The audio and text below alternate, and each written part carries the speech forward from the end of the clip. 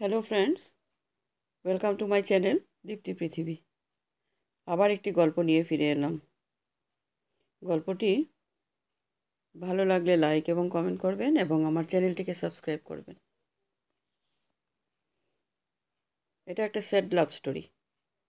গল্পটির নাম বিষাক্ত প্রেম। কাজের শেষে অভ্যাস মতো মোবাইলটা হাতে নিয়েই হোয়াটসঅ্যাপ খুলল অদিতি। এক এক সবুজ বিন্দুতে আঙুল ছুঁয়ে চোখ বুলিয়ে নিচ্ছিল সে। বেশিরভাগই ওই গুড নাইট, গুড মর্নিংয়ের জমে থাকা মেসেজ। সৌজন্যতা রক্ষার্থে ঘনিষ্ঠ 2-4জনকে রিপ্লাইও দিতে হয়। আবেগে নয়, বেগে পড়ে এই মেসেজ চলাচলি। দূর, ভাল লাগে না। দুটো শব্দ লেখারও যেন কারো সময় নেই। হঠাৎ একটা আননোন নাম্বার থেকে মেসেজ এলো, সবুজ নিশান নিয়ে। কৌতূহলবশত খুলে দেখতেই ভেসে উঠল 25 বছরের আগের এক পরিচিত মুখ। এতদিন সেরকমভাবে মনে পড়েনি তার কথা। স্বামী, সন্তান, সংসারে এমনভাবে একাত্ম হয়ে পড়েছিল যে অন্য কিচ্ছু ভাবার অবকাশ পায়নি মোটে। হাই, চিনতে পারছিস? পারছি। কোথায় পেলি আমার নাম্বার? পেয়েছি, যেখান থেকে হোক। চিনতে পেরেছিস, এই যথেষ্ট। হ্যাঁ, মোটা শরীরে বয়সের ছাপ, তবে একেবারে চিনতে না পারার মতো পাল্টাসনি।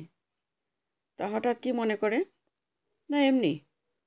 তোর কথা খুব জানতে ইচ্ছা হচ্ছিল। কেমন আছিস? কটা ছেলে মেয়ে? সংসার কেমন করছিস? এইসব আর কি। ও, এই কথা। পরস্ত্রীর জীবনে উকিঝুঁকি দেওয়াটা কি ঠিক? বেঠিকের কি আছে? আমি তো কেড়ে নিতে যাচ্ছি না। আর তুই সব কিছু মন থেকে মুছে দিতে পারলেও আমি তো পারিনি। আজও আমার প্রথম আর শেষ প্রেম তুই। সশব্দে হেসে ওঠে অদিতি। এসব শুনে সে বেশ মজা পাচ্ছে। তাই নাকি? শুনে তো ছিলাম নিজের পছন্দের মেয়েকে বিয়ে করে তুই বহাল তবিয়তে আছিস। এক ছেলেও আছে তোর। ও, তুই অন্যের মুখে জাল খেলি? একবারও আমাকে জিজ্ঞেস করেছিলি কী পরিস্থিতিতে কেন আমি বিয়ে করতে বাধ্য হয়েছিলাম? কথা অন্যদিকে মোড় নিচ্ছে দেখে অদিতি বলল, বাদ দে না পুরনো কথা। আজ আমরা যে যার জীবনে সুখী আছি। এতটা সময় পেরিয়ে জীবনের অপরাহ্নে এসব কথা শোভা পায় না। সেটা উচিতও নয়। তার চাইতে বন্ধু হয়ে জুড়ে থাকি। তোর অসুবিধা না থাকলে আমাকে কল করবি। কত না বলা কথা যে জমে আছে। আচ্ছা, করব। রাহুল অদিতি স্কুল জীবনের বন্ধু। দুজনের পারিবারিক অমিলের কারণে আর কিছুটা ভুল বোঝাবুঝিতে এক প্রকার রাগ করেই দুজন দুজনকে ছেড়ে আলাদা পথ বেছে নিয়েছিল। বেশ কিছুদিন তার রেস্ট থাকলেও হঠাৎ রাহুলের বিয়ের খবরে অদিতির মন পুরোপুরি ঘুরে যায়। ভাবে, ও যদি সুখে থাকতে পারে নতুন সাথী নিয়ে, আমি কেন পারি না? কেন আমি অতীতকে ভুলে যাব না? পরে অদিতির বিয়ে হয়ে যেতে সব স্মৃতি বিস্মৃতির অতল গহ্বরে তলিয়ে যায়। আজ এত বছর পর কেমন যেন অবাক লাগে তার। যেহেতু সেই আবেগ তার আর বয়স আজ নেই। এসব কথাটা ততটা পাত্তা না দিয়ে ভাবল, বন্ধুত্ব রাখতে দোষ কি? রাহুল তার জীবনের চাপানুতরের সব কাহিনী শোনালো, জানালো তার জীবন সংগ্রামের বৃত্তান্ত। অদিতির খারাপ লাগে সব শুনে। ভাবে সম্পূর্ণ না জেনে ওকে বোধহয় এতটা দোষ দিয়ে ঠিক করেনি সে। যে মেয়েটিকে রাহুল বিয়ে করেছে সে নাকি গরিব ব্রাহ্মণ বাড়ির মেয়ে। পণের টাকা জোগাড় না হওয়ায় বিয়ে ভেঙে যায় তার। আত্মহননের পথ বেছে নিতে যায় মেয়েটি। রাহুল ওই মেয়েটিকে বিয়ে করে নতুন জীবন দান করে। মহৎ কাজ করেছে রাহুল। দোষ তো তাদের দুজনেরই ছিল। অদ্বিতীয় তো এগিয়ে গিয়ে ভুল বুঝাবুঝিটা মিটিয়ে ফেলতে পারত। ইগোর লড়াইয়ে দুজনেই সমান, কম যায় না কেউ। যাই হোক, সব ভুলে নির্মল বন্ধুত্ব বজায় রাখার সিদ্ধান্ত নিল সে। মাঝে মাঝের চ্যাট, ফোন এখন রোজে পরিণত হয়েছে। অদিতির জীবনের ছোট ছোট সব ঘটনা, অনুভূতি জেনেছে রাহুল পরম আগ্রহে। কিছুই আর গোপন নেই। এর ফাঁকে রাহুল সমানে অদিতিকে বিশ্বাস দেওয়াতে চেষ্টা করেছে যে তাদের পুরনো প্রেম আজও বেঁচে আছে। সময়ের ধুলোয় ঢেকেছিল কেবল, আর তাতে কোনো দোষ নেই। এটুকু কারচুপি চলতেই পারে। তারা সমস্ত কর্তব্য চুকিয়ে একটু যদি মনের খোরাক খোঁজে, ক্ষতি কী?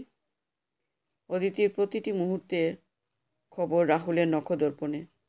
একটু অনলাইন আসতে দেরি হয়ে গেলে রেগে যায় সে। হাজারো মিষ্টি কথার ফুলঝুরি।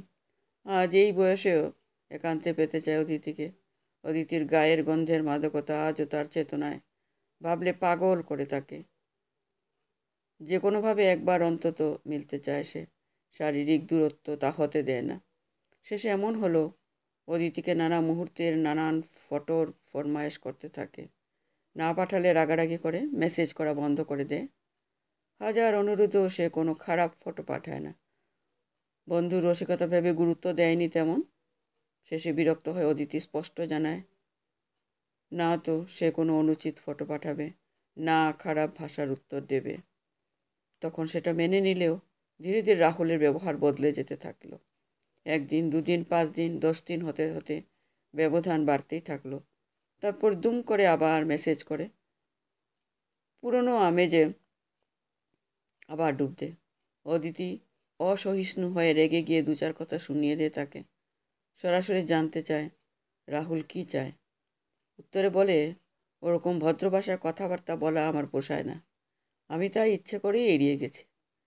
এতদিনের কথা না ধরে তুই তোর নিজের মতো থাক। ওরকম বন্ধুতে আমার দরকার নেই। ব্যাস, একদম চুপ। কোনো যোগাযোগ বা মেসেজ নেই।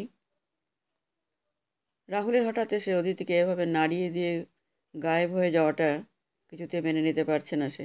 বারবার ভাবছে, রসিকতা করছে না তো। অদিতি তো একজন প্রকৃত বন্ধু চেয়েছিল, যার কাছে অকপটে মনের সব কথা সে বলতে পারে, একসাথে হাসতে পারে, নিজেদের চাওয়া পাওয়ার আলোচনা করতে পারে। বিশ্বাস করেছিল চোখ মুদে সব মিথ্যে, নাটক, ছলনা। কোনো পুরানো প্রেমিক না হোক, বন্ধুও কি পারে এমনটা করতে? লজ্জা, অপমান, ঘেন্নায় নিজের গালেই চর কষাতে ইচ্ছে হচ্ছে তার। বারবার 2 চোখ জলে ভরে যাচ্ছে। এটাতে কার ভুল? কাউকে বন্ধু ভেবে ভরসা করাটা, নাকি পুরনো প্রেমকে প্রশ্রয় দেওয়াটা? এতদিন পর উপযাজক হয়ে এসে তাকে দুঃখ দেওয়ার কি খুব দরকার ছিল? জানে না, সে কিচ্ছু জানে না। নমস্কার।